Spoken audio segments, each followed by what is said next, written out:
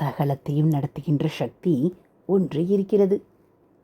பிரம்மத்தை தவிர வேறே எதுவுமே இல்லை என்பதால் அதற்குள்ளேயே தான் இந்த காரிய மகாசக்தியும் இருக்கிறது என்று ஆகிறது.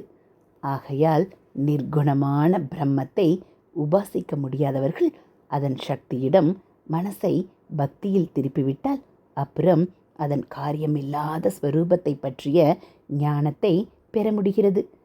லோக வியாபாரங்களை செய்கிற காரிய பிரம்மமே இந்த ஞானத்தையும் அனுகிரகித்து விடுகிறது என்பதால் நம் ஆச்சாரியால் பக்தி மார்க்கத்தை தம்முடைய ஞான மார்க்கத்துக்கு பூர்வாங்கமாக வைத்து போஷித்து விருத்தி பண்ணினார். இதற்காகத்தான் சன்மத ஸ்தாபனம் என்று தேவதா ஆராதனா மார்க்கங்களை ஸ்தாபிதம் பண்ணினார். அநேக பக்தி கிரந்தங்களை பண்ணினார்.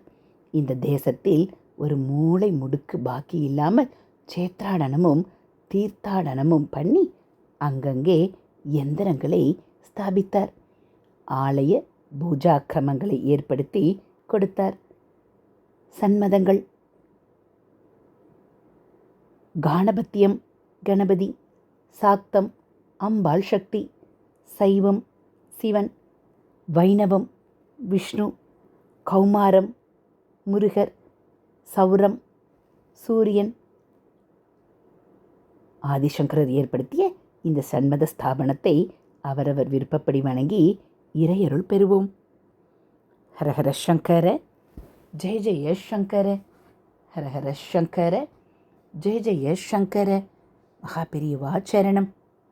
இது மகாபெரியவா அருள்வாக்கு.